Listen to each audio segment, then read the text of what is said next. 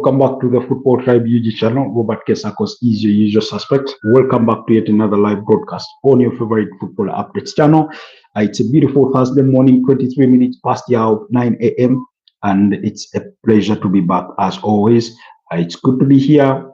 And yeah, we'll be speaking the latest from the world of sport. The latest from the world of sport. So do join me on this beautiful Thursday morning as we talk about what's to come.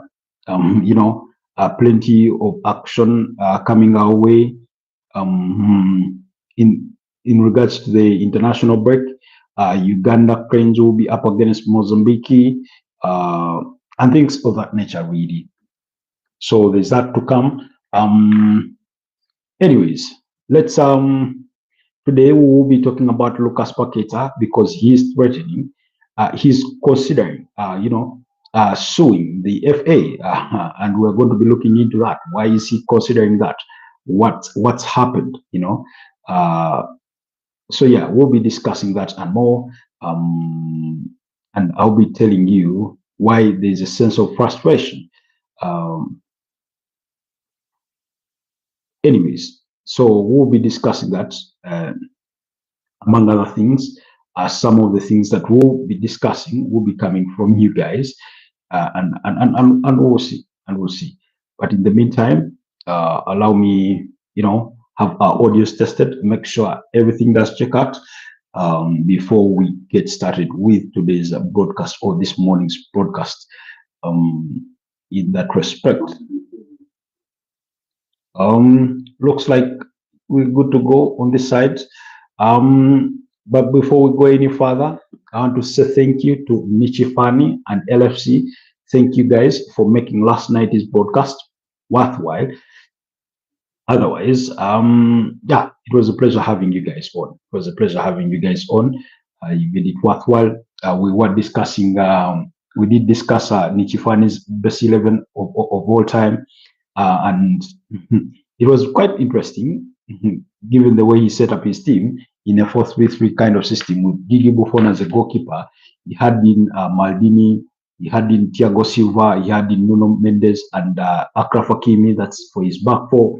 He went for Clarence Seedorf, Carlos Baleba, and Neymar as the three midfielders. He went for Lionel Messi, Cristiano Ronaldo,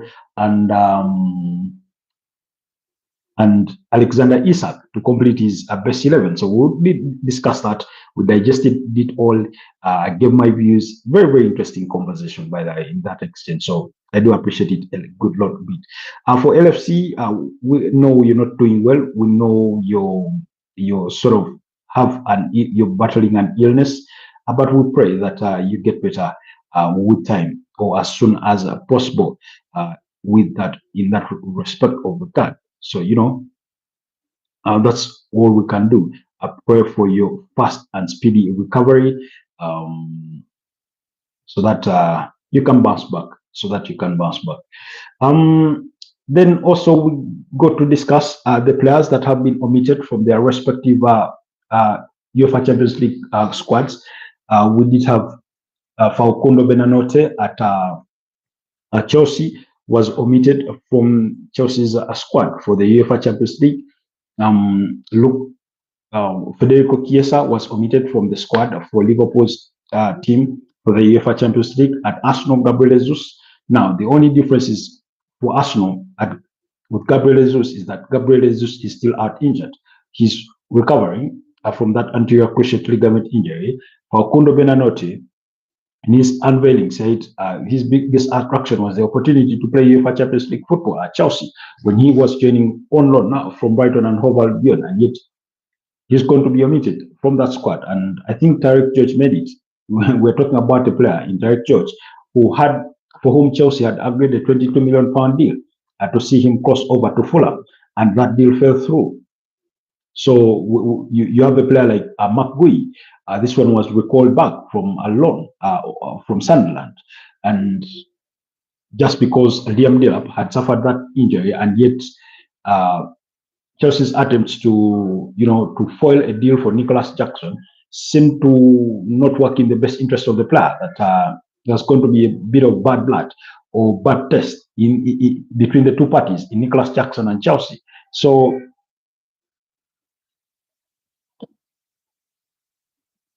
that in itself caused a bit of drama on a deadline day. But that notwithstanding,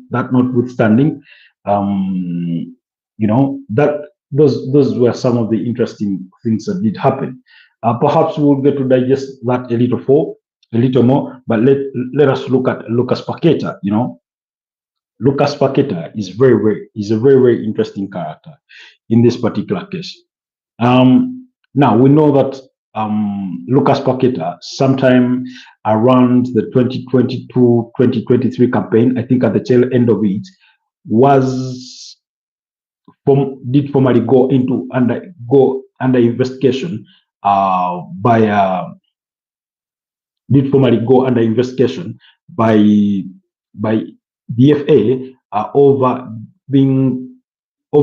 spot fixing charges. You know, apparently he was being accused of being found in breach of the anti-betting rules, and for that it did pertain to the idea that he had fouled those rules in regards to people from his area or neighborhood that's in a small island called Paqueta in Brazil, where he does hail from, that those people had placed bets on him getting yellow cards in certain fixtures, and he did go on to get yellow cards. So he was charged with 4 alleged breaches of the FA Rule E5.1 in relation to his conduct during the club's Premier League fixtures against Leicester City on the 12th of November 2022, Aston Villa on 12th March 2023, Leeds United on May the 21st, 2023, as well as AFC Bournemouth on 12th August 2023. Now, it is alleged that people from around his area had placed bets that he would get yellow cards, and he went on to get those yellow cards. Now, those bets that were placed on him were not that big. I think the biggest was reported to be around £40 or something. And eventually, the investigation dragged on for as long as it did. And eventually, he was cleared. His name was cleared. Now, again, usually when a player is involved in match fixing of that caliber or of that nature, there's a bit of an assurance, because, I mean, getting a yellow card is not that hard. You know, they know the kinds of fouls that you can commit to get yourself a yellow card. It could be as simple as, you know, pulling somebody's shirt or dragging a player, you know, to the floor, or a bad tackle for which you have to be careful about, that it does not just count, that it's just not a straight red card, but all that notwithstanding. So they know how to get one. Now, if that was the objective and that they were sure that he was going to get those yellow cards, I suspect their bets could have been bigger. If you told me that I should bet on whether it will rain today, if Ugo told me to place a bet on that, I'm going in for about what? For about $300 plus, you know. That's about 1 million Uganda shillings. So, but if that's not the case, then I may go in for $3, because I'm not sure, you know, because it's a bet. It's a 50-50, you know, there's no guarantees to it. So the point I'm trying to make is that yes, those people placed bets. Yes, some of those bets were won, but it was in the player's doing. The investigation cleared him, and in that same year, remember, at the end of the 2022-2023 campaign, he was being linked with a strong move to Manchester City. You remember when Arsenal were trying to sign Declan Rice, and eventually won that battle, Man City were also in for him, and things like that. Manchester City were considering signing Lucas Paqueta, but because he got himself under investigation, then Manchester City pulled out of that deal, which cost him. That was going to be arguably the biggest move of his career. And should he have made that move, he would have gone on to be a Premier League champion by now, because at the end of the 2023-2024 campaign, Manchester City were crowned Premier League champions. So that in itself cost him. These investigations cost players. I'd say, I don't want to say it's similar, but I can relate it to. I can relate it to the idea of players or celebrities or sports personalities that are accused of sexual assault and rape, those charges. Now, oftentimes, when by the time those players are, or personalities are proven not guilty, their reputations are so soiled. They have been dragged in the mud and in the dirt, you know. That's how I look at it. And you cannot recover from that. You cannot repair that. It's irreparable damage that is caused to their reputations with those kinds of accusations. So in this particular case, Lucas Paqueta has potentially lost, or actually did lose, what he's never going to get back. Man City are not going to come back for him. We cannot rewind time and he gets the move to Manchester City and he wins the Premier League title. No, we cannot rewind things back and he gets to play UEFA Champions League football for 2 seasons. You know, I mean, that's the reality. That's the reality. That's the cause for concern. That's the bad side of things. You know, in any case, you see, I'd rather some of these issues be kept away from the media, especially until somebody is proven guilty or until those investigating believe beyond a reasonable doubt that they have a case to make. For example, in the case of Thomas Partey, I mean, we just did learn that he was under investigation since February 2022, and his charges only came in July, I think July the 3rd or the 4th, on, I think, 3 counts of, 5 counts of rape and 1 count of sexual assault involving 3 different women, you know, and those offenses were committed between, I think, 2021 and February 2022, and those kinds of things, you know. So even at the juncture when those charges have been brought out in the open, I still do not believe it's the right thing to do, because you're innocent until proven guilty, and because of that, having this information out in the public causes a bit of prejudice.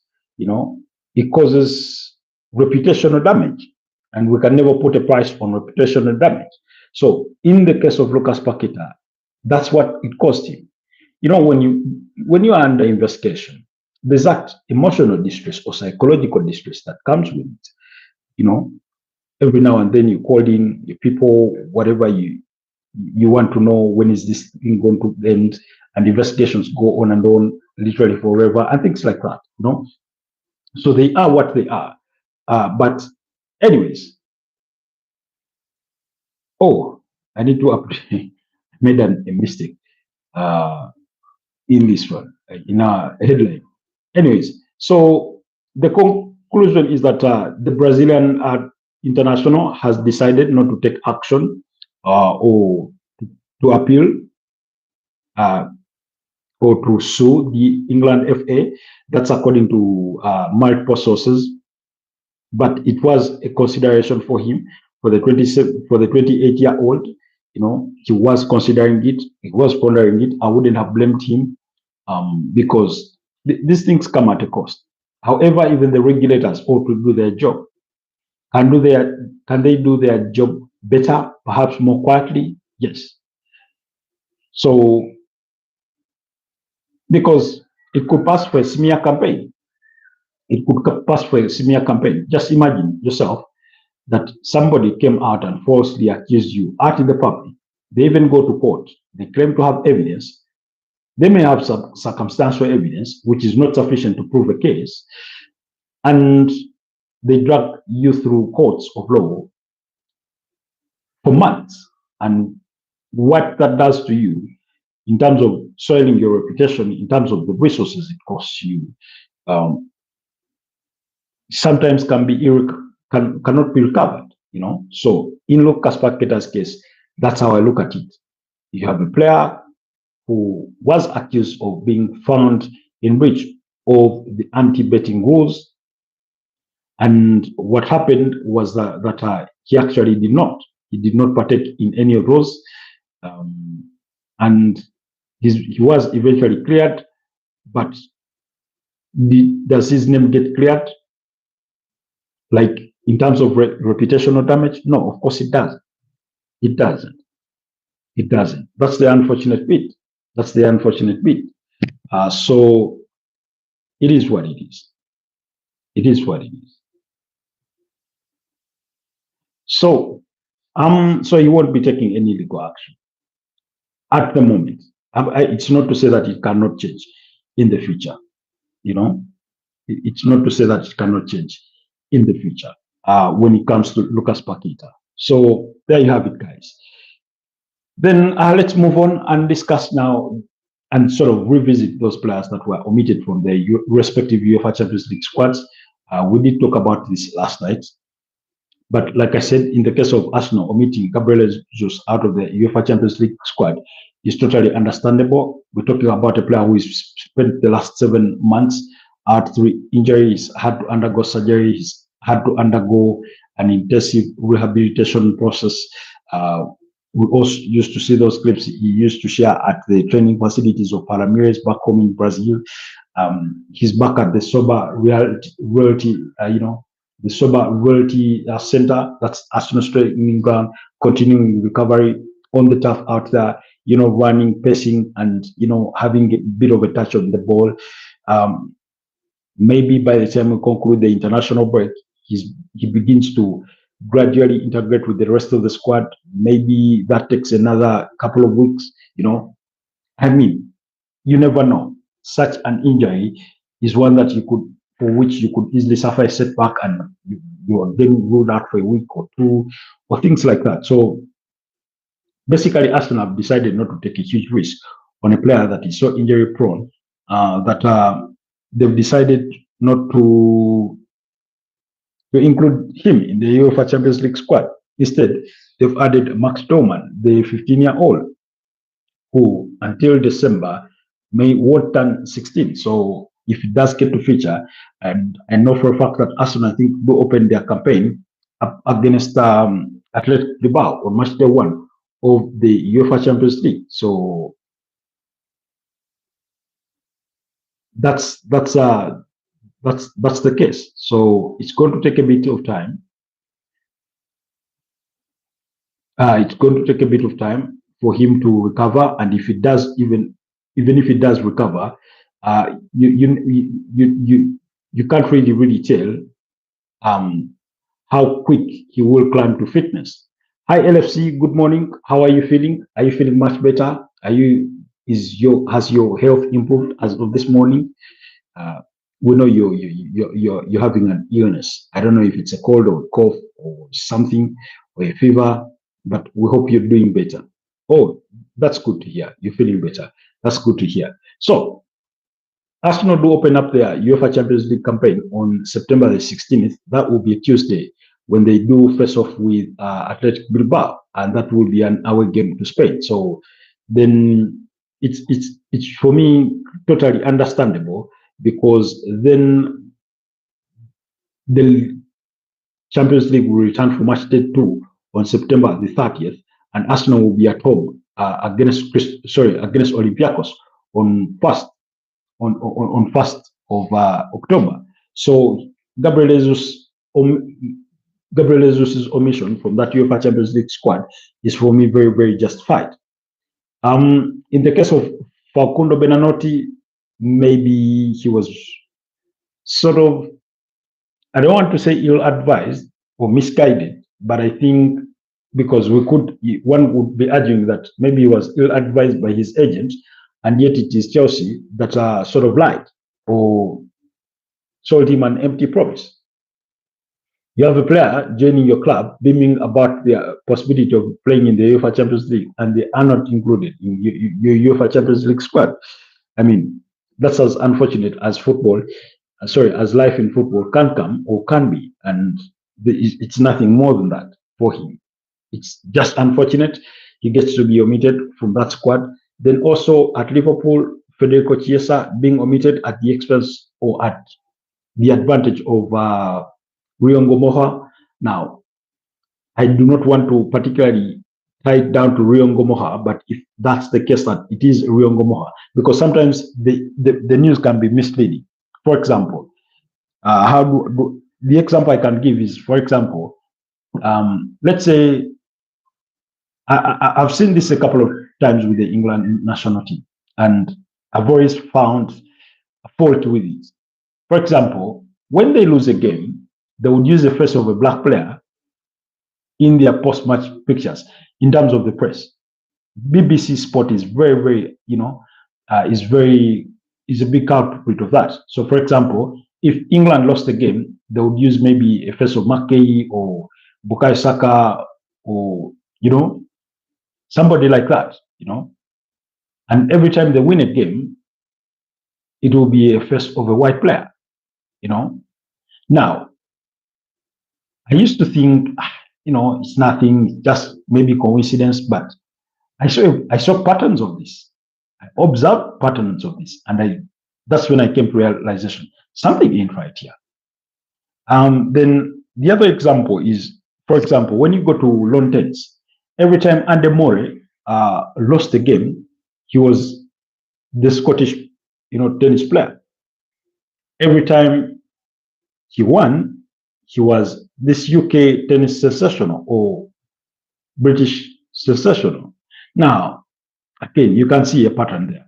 You see where this is going. You see where we're heading down the path, So that's always been the feeling for me when it comes to that. So even in this particular case of Riongomoha versus Federico Chiesa, it may not really be down to, Gomoha or Chiesa kind versus thing. But nonetheless, that notwithstanding, I thought he is robbed. I mean, like I keep saying, we are into a World Cup season. Players are going to want to play as much football as they can, so that they get to be summoned by their respective national teams. Then, based on what we've seen in pre-season and also early into the season, coming off the bench, Federico Chiesa looks a very reliable figure. We know he's a good player. We know there's a very decent player in there. One that is unfortunately had his career struggle through injuries, but we do remember his prowesses at the Euro 2020 that was played in 2021. We do remember about his prowesses at Juventus. So I found that a bit odd. That he was omitted from the UEFA Champions League squad for Liverpool. Anyway, speaking of Liverpool, still their match day 1 in the UEFA Champions League will come on Wednesday, 17th September, and they will be at home against Atletico de Madrid. Now, Atletico de Madrid have had a poor start to their league campaign. Guys, this is after the international break. Remember, this weekend there are no games. Into the effect of club football, and then until the subsequent weekend, which will be the 13th and 14th. That's when we will have football return, club football. And then after that, midweek, we will have Champions League football. And for you England fans, after Champions League football between 16th and 17th, subsequently the UEFA Europa League and Conference League on the 18th, that's on Thursday. The subsequent week, that's between 23rd and 24th, you'll have fixtures in the third round of the Carabao Cup, and then the UEFA Champions League will skip 1 week and return on the 30th and 1st October, 30th September and 1st October, respectively. So that's the kind of schedule that you should expect for your teams to be partaking in. So, but anyways, here is the whole scope of match day 1 of the UEFA Champions League. PSV will be at home against Union Saint Golice. Athletic Bilbao will entertain Arsenal. Juventus will be at home against Dortmund. Very interesting fixture. Now, Arsenal's game and that of PSV and Hoven will all kick off at 7:45 p.m. That will be the kickoff time, 7:45 p.m., while the other games will kick off at 10 p.m. Benfica will be up against Qarabağ. Tottenham will be at home against Villarreal. Real Madrid will be up at home against Olympique Marseille. Olympiacos will play Paphos home, Slavia Praha will be up against Bodo Glimt. That's on Wednesday. So Real Madrid will be the last fixture on Tuesday. So on Wednesday at 7:45 p.m., Olympiacos and Pafos, as well as Slavia Praha against Bodo Glimt. Then at 10 p.m., Bayern Munich versus Chelsea. That's a fixture to really look forward to. I look at some of these games and I'm wondering, how am I need multiple screens. I need multiple screens. How am I going to be able to watch all these fixtures? Will I be able to watch all these fixtures? I hope I will be. Anyways, so Bayern Munich will be up against Chelsea. PSG will take on Atlanta. Ajax will be up against Inter Milan. Liverpool, Atletico Madrid. And then on Thursday, interestingly, there will be Champions League fixtures on Thursday. And Copenhagen will be up against Bayer Leverkusen. Club Brugge will be up against Monaco. Eintracht Frankfurt will be up against Galatasaray. Sporting CP will play Kairati. That's from Kazakhstan, I think. Then we'll have Newcastle up against Barcelona. And then that's on Thursday. And then Manchester City, Napoli. So Newcastle versus Barcelona will be one to watch, as well as that game between Napoli and Manchester City, as Kevin De Bruyne does return to the Etihad Stadium, for the first time ever since departing the club. So I do expect that to come your way in as far as action is concerned for the UEFA Champions League for match day 1. And now, while the transfer window is closed, remember the rumors and gossip do not shut entirely. Not really. They keep sipping through the cracks and things like that. For example, Manchester United are apparently willing to let go of Cameroon goalkeeper Andre Onana and a move to Saudi Arabia, with the transfer window for the Saudi Pro League still open, is possible. I remember Manchester United signed Sane Lamans. Sorry, actually he pronounces the name as Lomens, something like that. Then Brazilian midfielder Casemiro chose to stay at Manchester United rather than move to Al Nassr to help his chances of playing at the 2026 FIFA World Cup. Chelsea's forward Raheem Sterling and French defender Axel Disasi, Brazilian midfielder Andre Santos could all make moves to the Saudi Pro League before the Saudi Pro League transfer window closes. Again, that's according to reports, while former Tottenham boss Ange Postecoglou is one of the candidates being considered for a takeover at Bayer Leverkusen as a manager following the sacking of, Ten Hag. Now, when it comes to the vacant managerial role at Bayer Leverkusen, a number of names have been floated around. Apparently, Xavi was approached and he turned that offer down. What we do have now, Oliver Glasner from Crystal Palace apparently was equally approached, and he would prefer, to make a much bigger move than the one that would see him move to, Bayer Leverkusen. Then also, so that role remains vacant, and I thought they should be using at least this international break to get somebody in. But also you must feel on the other side that they ought to avoid anything that makes them to do a rash decision, but they put themselves in the position that they are currently in. So I have no soft spot for them on that one. So then quickly, Tottenham could reopen talks with Manchester City over a deal to sign 30-year-old defender Nathan Ake in January. That's according to Offside. While Turkish club Fenerbahce, who recently dismissed Jose Mourinho, could opt for Ange Postecoglou as well, who led Spurs to victory in the Europa League last season. Let's just wait and see. But it looks like Ange Postecoglou is a man that is being appreciated across, Europe. Brazilian winger Antony, 25, says he spoke to Bayern Munich before completing a move from Manchester United to Real Betis, where he had a stint on loan last season. That's according to reports. While Arsenal were apparently open to selling Gabriel Martinelli for at least £60 million, but But uh, but the clubs that did approach Arsenal for him were apparently offering a mere £40 million. Now, £40 million for a player that Arsenal acquired for about £6 million wouldn't be bad. But that means that when you sell him for £40 million, you're basically getting about £30 million. The other 10 is what goes back.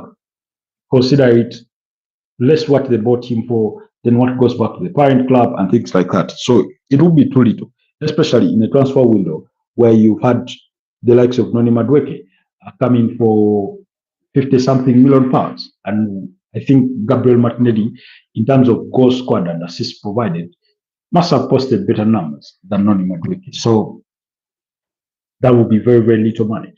In a window where Yohan Wis has gone for 55, Anthony Langa going for 52, I mean, really, that would be too little. And then Juventus had been working on a deal to sign Rondo Colomwani from Paris Saint-Germain for months, only to be picked by Tottenham Hotspurs, that's for sure. Then apparently Manchester United are still interested in strengthening their midfield, but director of football Jason Wilcox did not see it as a top priority. That's according to Sky Sports. While Arsenal and Barcelona are both showing interest in Nottingham Forest's 23-year-old Brazilian defender Murillo. That's according to Court Offside. Nottingham Forest forward Jota Silva could leave for the Saudi Pro League, with Naom SC interested, according to TalkSport.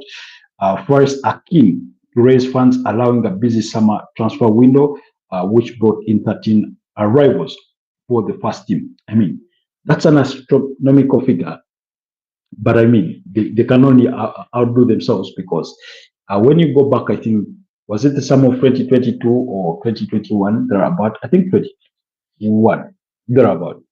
They signed an entire squad, as many as I think at 21 or 22 players at the time.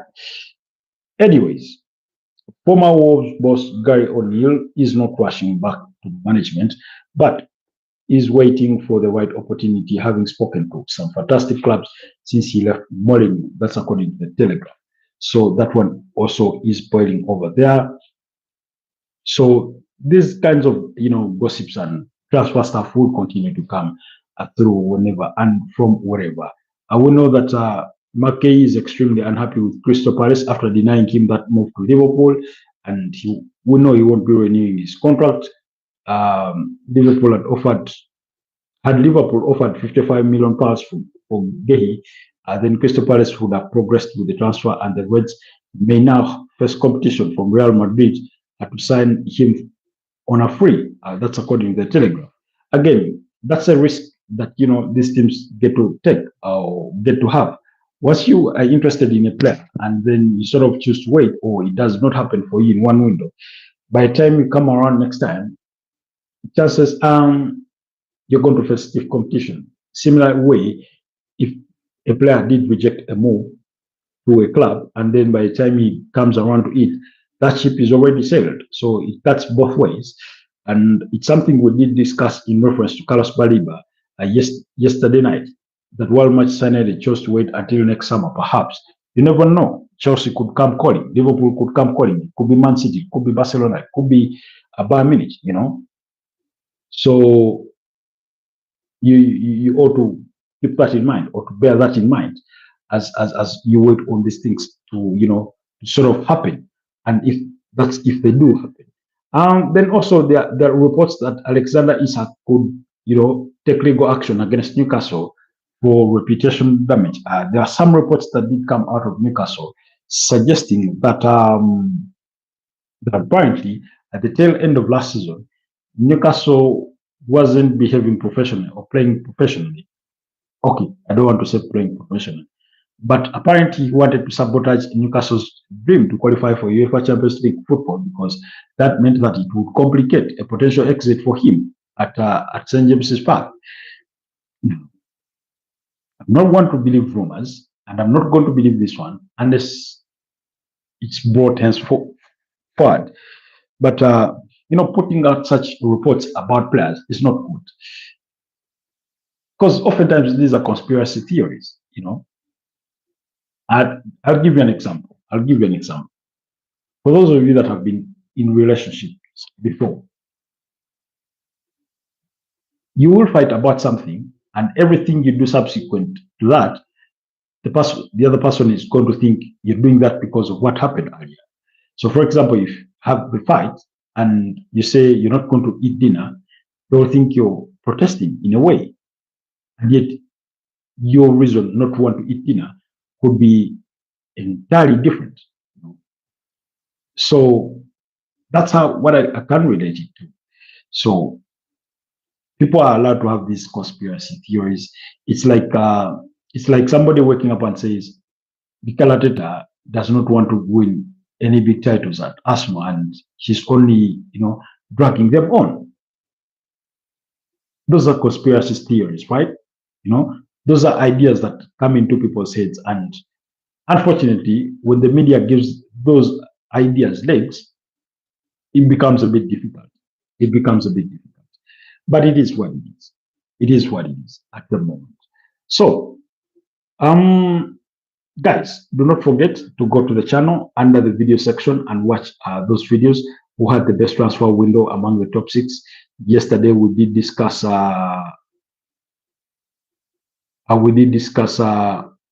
Who were the sort of best signings of the transfer window, winners, and and I don't know. Maybe should we also do the worst? I mean, I don't want to believe that they are worst signings, and yet these players are yet to prove themselves at their new clubs. I prefer usually to do that at the tail end of the season. I prefer to do that at the tail end of the season.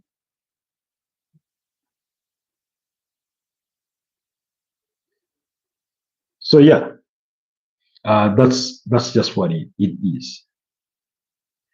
Back home, on Ugandan soil, FUFA is still hell-bent on implementing their new league format. This is a situation of Kasaja Fuba. I mean, trying to show you're big and you want to command the room. I mean, it's not necessary. The Federation of Uganda Football Associations changed the league format with no consultation whatsoever, because basically what they did was give notice or inform clubs about their ideas, and then suddenly wanted to run with it, hoping that clubs will just, come along. And I'm all for Ugandan clubs not supporting this thing. Really. I mean, the format is just bogus.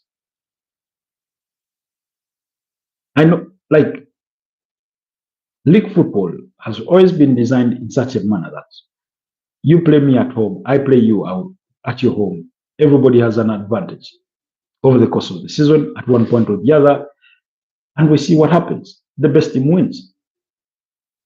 The best team at the top of the pile wins. Now, this thing of, grouping teams, what, and all that kind of nonsense, it's just not it. It's not the solution. The league format was not the problem, is not the problem. Finances still are.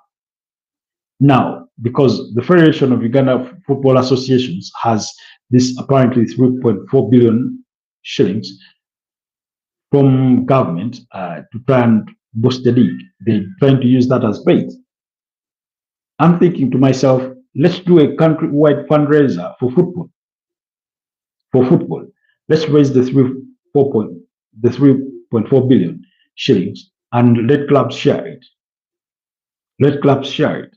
Because if you have that money, it could go a long way. But clubs shouldn't be cowed into accepting something that is not good, that they've not been consulted about, that are apparently brought under the guise of, wanting to increase competitiveness. I mean, it's utter nonsense. It's utter nonsense, All I see is that the broadcaster just wants more games to broadcast, perhaps even increase more games for which they bet on, and things like that. But 30 games is okay. Is okay. If FIFA feel that 30 games are too few, let them expand the league to 20 teams from 16 to 20 or 18, if that's what they feel needs to be done. But our challenges are facilities, money, players getting paid on time. We know players go for months without pay in some clubs. We know those are struggles.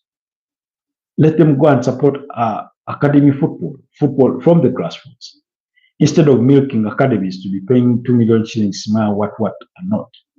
Anyways, that's just one man's opinion.